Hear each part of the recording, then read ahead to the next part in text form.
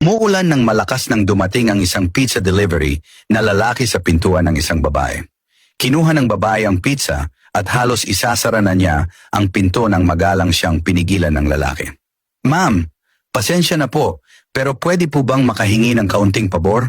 Mahinahon niyang sabi. "Basang-basa po ako sa ulan at patay na po ang cellphone ko. Baka po pwedeng makisingit lang mag-charge kahit sandali? Tatawag po kasi ang asawa ko. Kapag hindi ko nasagot, mag-aalala po siya at siguradong magtatampo. Pangako po, aalis din agad ako pag nabin 5% na ang charge." Nag-alinlangan ang babae. Tahimik siyang nag-isip, tapos ay nagsabi, "Sige, pero kailangan ko munang makita ang ID mo at cellphone number mo." Tumango ang lalaki at agad na inilabas ang kanyang ID. Maingat itong tiningnan ng babae.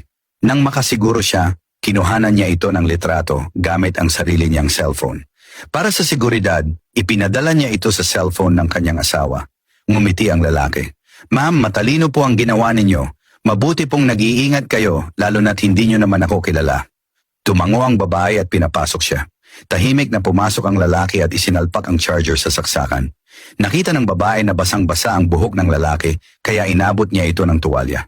"Salamat po," mahina niyang sabi at naupo sa tabi. Tahimik lang. Ilang minuto ang lumipas.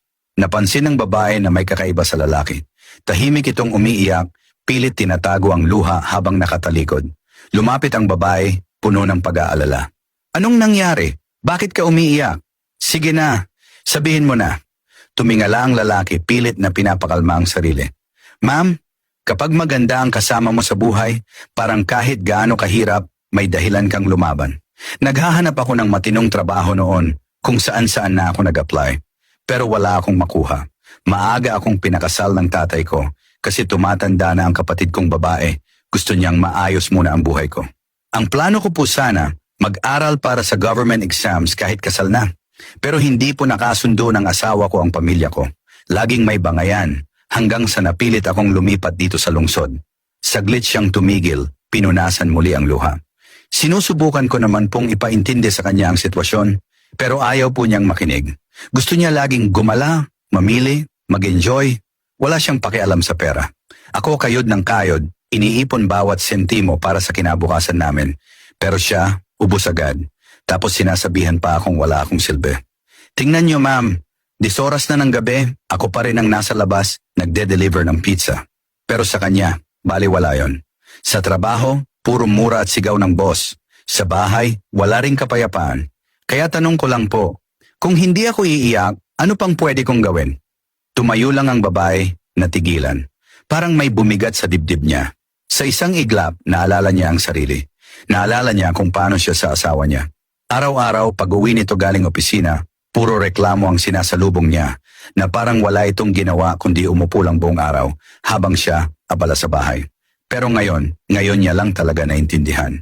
Baka may mga luhang hindi niya kailanman nakita. Baka may mga sakit na tahimik lang din pinasa ng sariling asawa. Wala nang nasabi ang lalaki. Ilang minuto pa ang lumipas, sapat na ang charge ng kanyang cellphone. Tumayo siya, nagpasalamat at umalis. At ang babae na natiling tahimik, hawak ang tuwalyang iniwan ng lalaki. Tahimik lang, nakatitig sa kawalan. Iniisip ang asawa niya. Iniisip ang sarili niyang mga pagkukulang. Hindi lahat ng pagod ay nakikita. Minsan, ang tahimik na tao ang may pinakamabigat na dinadala. Bago tayo humusga, matutong makinig. Minsan, ang simpleng pakikinig, iyon na pala ang simula ng tunay na pag-unawa at pagmamahal